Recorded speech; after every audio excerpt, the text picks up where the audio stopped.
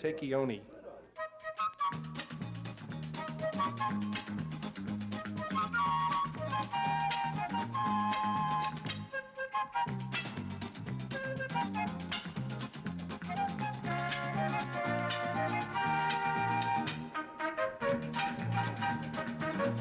Let's all play What's My Line?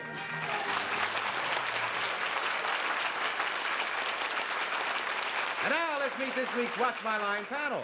First, our karate expert. He can crack a smile and split your sides with laughter. Soupy Sales.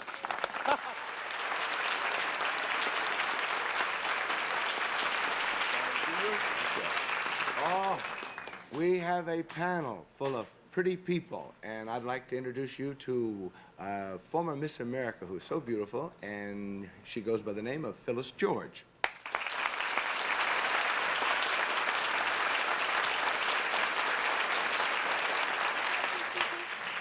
Well, you've heard of people who have both beauty and brains. This next gentleman is the critic for CBS television, and he's also one of the 10 best-dressed men of America. Let's bring him out with a whistle, ladies.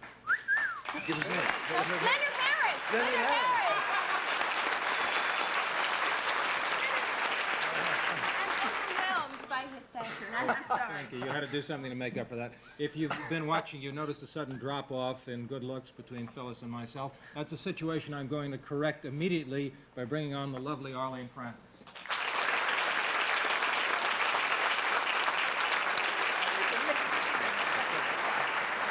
Thank you. And now the pride of our regiment, Larry Blyden.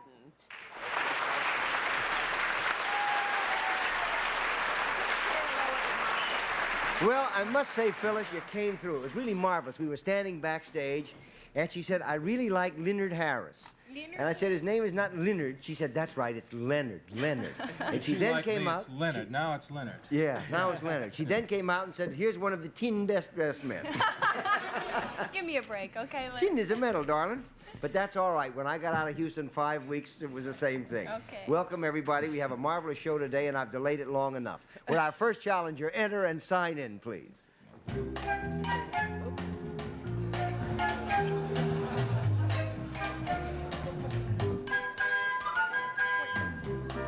That, as you will see, is a big case.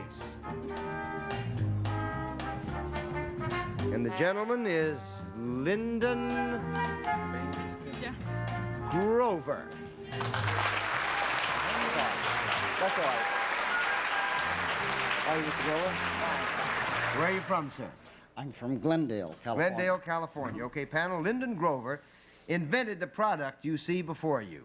We will show the audience what it is.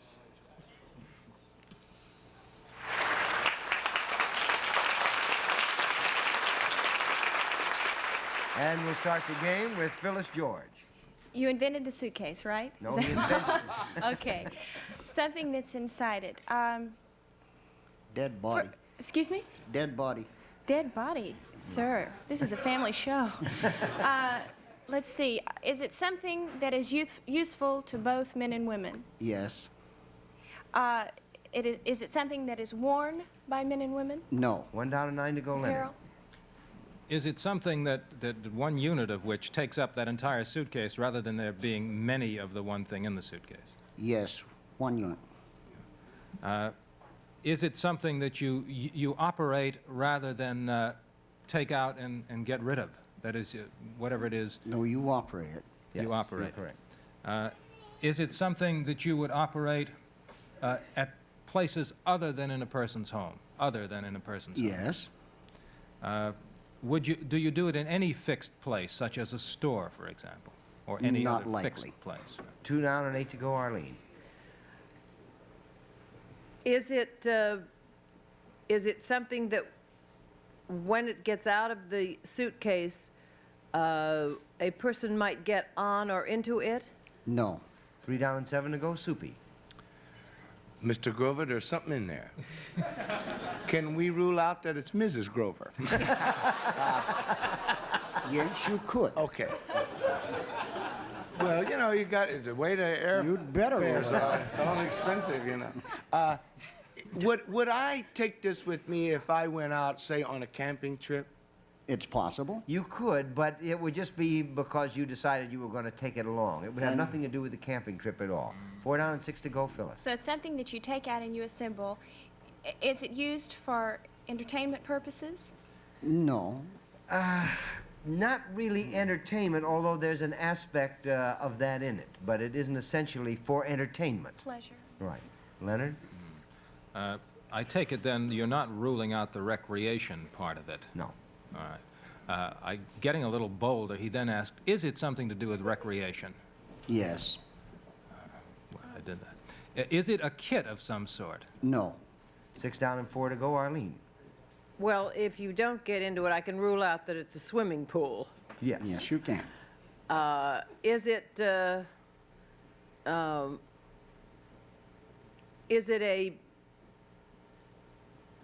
15 tennis seconds. court? A court?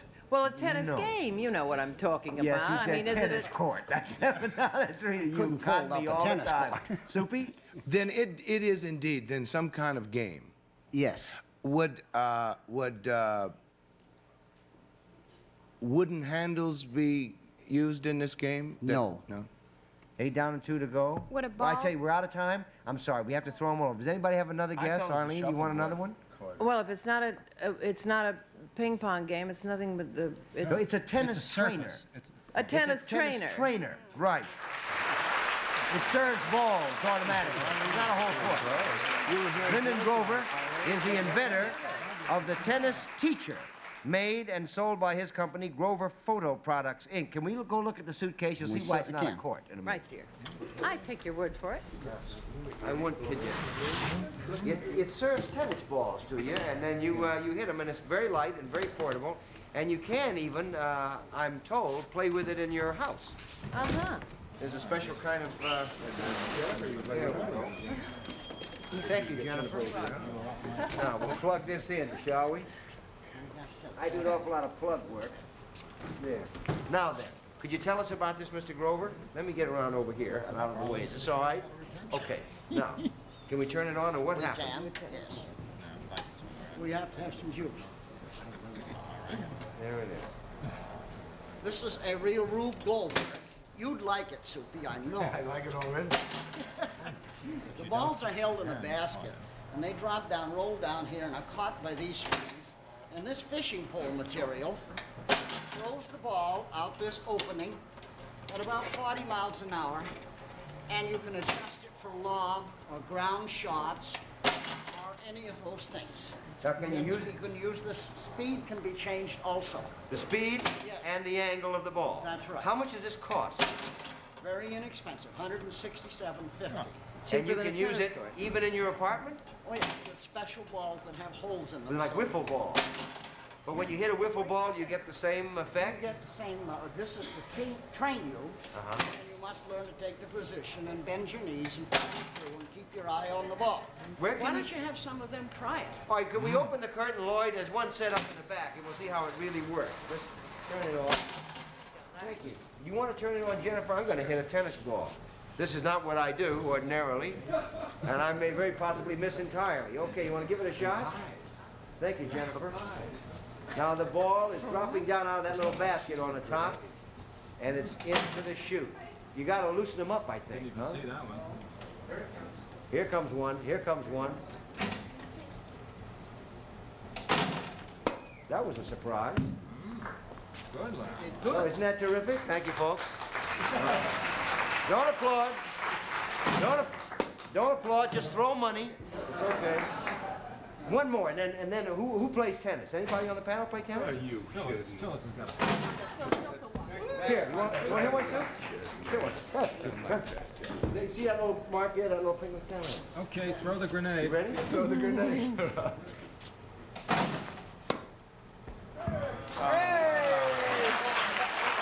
Here comes the other one, Susie. Are you ready? Yeah. Who's next? Leonard, I you like to play? try. Arlene, go ahead. Well, I can try from a lefty's point of view. Here comes another one.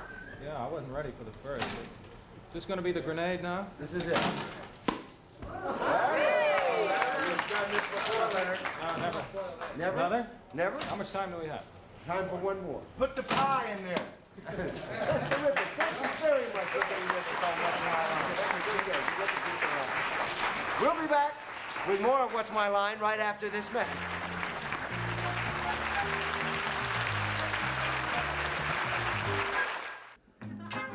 All What's My Line contestants receive these gifts. Sarah Coventry Jewelry. Sarah Coventry designers created this necklace and earring ensemble reminiscent of Spanish moss. This graceful set is available only at a Sarah Coventry home jewelry fashion show. And a beautiful St. Mary's bedspread. It's called Daisy Daisy. Available in 6 fashion-right colors from St. Mary's, instant high fashion for your bed. And a white Pedrara onyx desk set by Cross. This striking Mexican alabaster base and the gently tapered 12-karat gold-filled writing instruments will enhance any decor. And now, back to Larry. Okay, thank you, Chet Gould. We're back, and it's time for our next challenger to enter and sign in, please.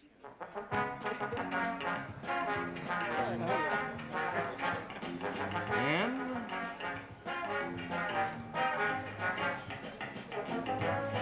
Paskowski.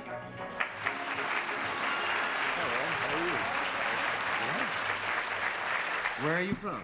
San Francisco. Okay. Panel, Ann Paskowski, is that right? Right. Performs a service, and we will show the audience what her line is.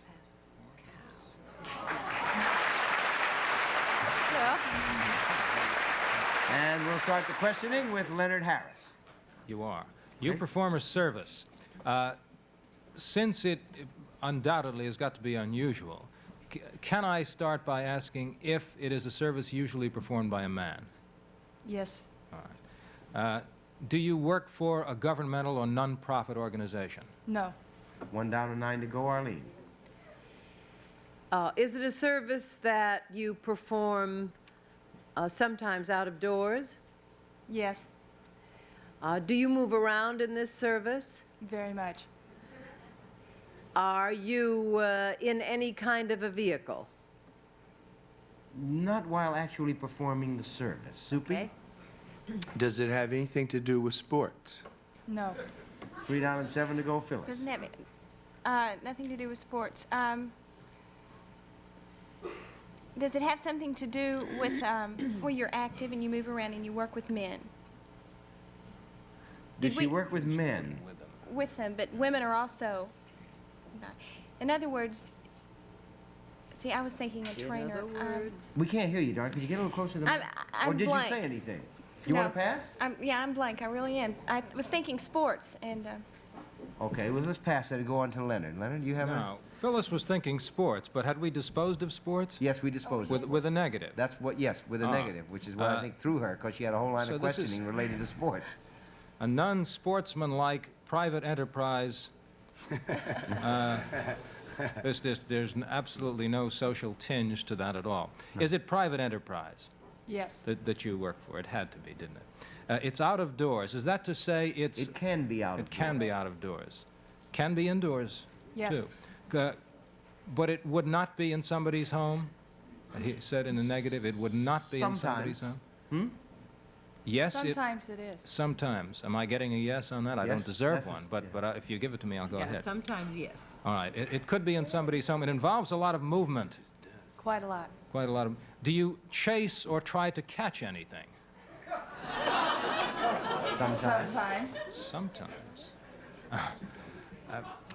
Are you involved with wildlife or animal life in any way? Sometimes. You sure you know what you do? Oh, yeah. At all times. At all times. Huh? Do you perform the service for the consumer? That is, if I wanted your service, I would come to you, and what you did, you would do in my presence? Yes. Would you do it for... Not necessarily in your presence, Leonard, although she could. Right. Does it involve running? Actual No. running? No. 4 down and 6 to go, Arlene. Do you have anything to do with extermination? Oh, you're an That's it. She is exterminator. an exterminator.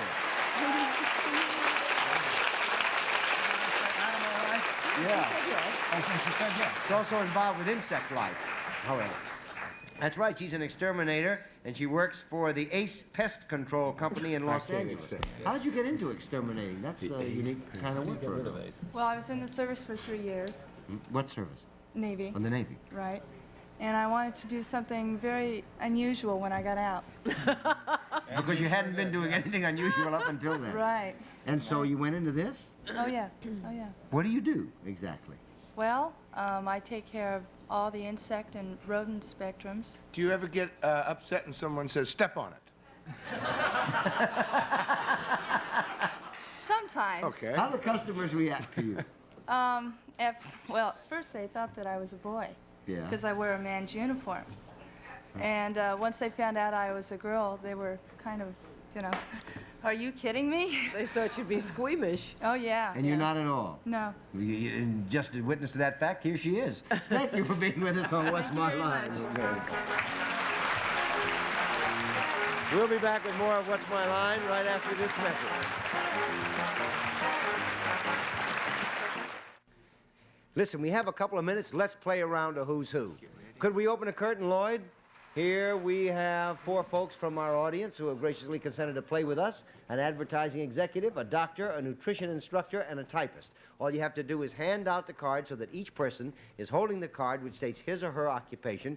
You have 20 seconds. We'll start with Phyllis. On your mark, get set, go!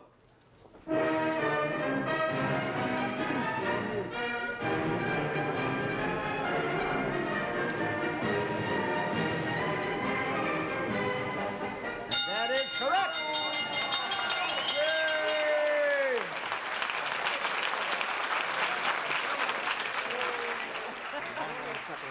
Phyllis, not only was that fantastic, Phyllis, but it only took 10 seconds. Would you tell us who you are, please? My name is Joan Champagne from Auburn, Maine, and I'm a typist. Hi, I'm Sherwin Leff from Chicago, Illinois, and I'm an advertising executive. Okay. Daisy Salord, nutrition instructor, New York City. Okay. Ernest Dreyfus from Falls Church, Virginia, and I'm a physician. Okay, thank you.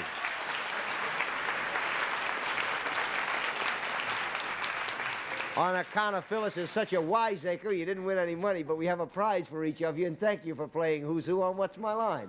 Thank you very much. Each member of the Who's Who team will receive a Samsonite Silhouette Softy, the casual carry-on suitor featuring 3 compartments for efficient packing. Samsonite, we make travel a little easier. Listen, that's dynamite, Phyllis, really dynamite. Okay, it's time now for the special feature of What's My Line, the appearance of our mystery guest. Are your blindfolds all in place, panel? They certainly Then would are. our mystery guest enter and sign in, please?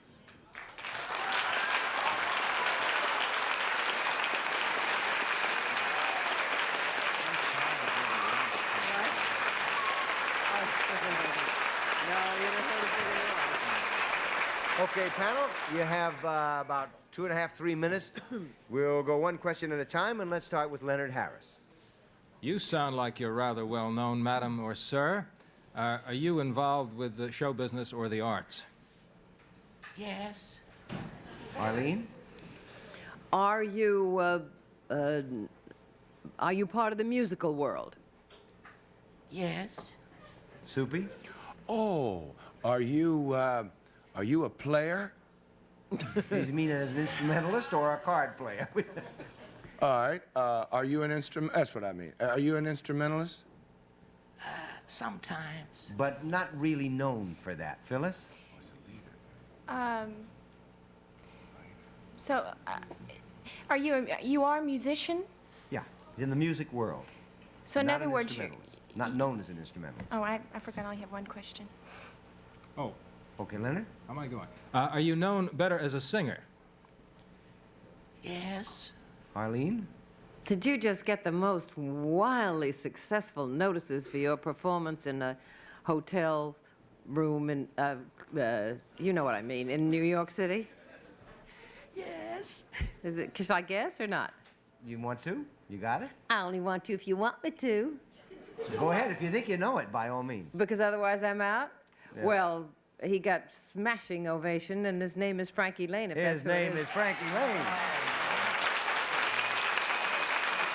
Smarty pants.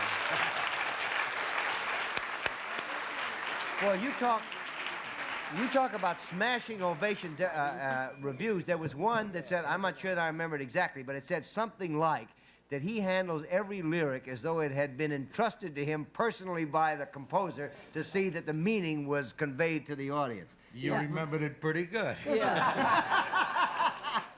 It's Well, you've been one of my favorite singers for years and years. Thank you, Larry. You've had as many or more golden records as anybody in the business. What was your first big there are hit? a few guys who have gone by me pretty good. What was your first big hit? That's My Desire. That's My Desire. Yeah. Then after that came what?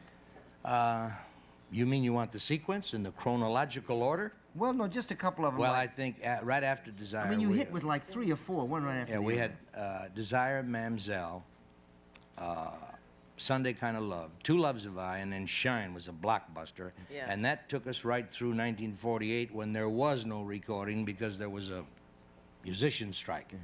That And was we- the ASCAP thing, wasn't it? The Yeah, ASCAP that was EMI the strike. thing with the record companies and the musicians. And then in 1949, You had Mule Train, I we didn't get into a studio until about April, and the first one was Lucky Old Son, Mule Train, Swamp Girl, Wild Yeah. Goose. There was just one right And, after the other. It And was shouldn't we be fantastic. singing Happy Birthday to you? Well, you got a few days yet. It's going to be 6-0 very soon. You at the and Hey, I'm trying to delay it. Really? You're going to be 60? Don't say it like that. But I'm in shock. You know, it's funny, but I find it easier to say 6-0 than 60. And it'll be March 30th. But I thought once you got past 4-0, it got easier. Well, I don't seem to be very conscious of it, and I thought the same thing was going to happen when I was 40, and nothing happened. And I still sound the same. Some people say I sound better. And when I was 50, I thought that was going to be a shock, and nothing happened. And I guess maybe it's because of the kind of a life we lead. We spend most of our time fishing. We got a brand new 57-foot sport fishing boat, twin diesel that's being the carpet. We is him and his wife. That's right. And the carpet Don't go is away. being We laid gotta- tonight. Yeah, I know. I know. He loves that boat. We'll be back in a minute. Don't go away. We'll be right back.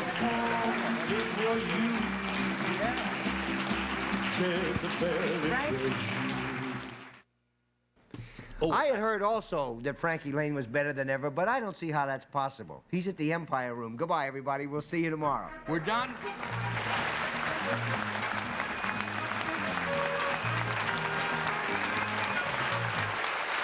This is Chet Gould speaking for What's My Line, a Mark Ritz and Bill Taubman production. Jennifer Woods closed by Bonwit Teller. This program was recorded.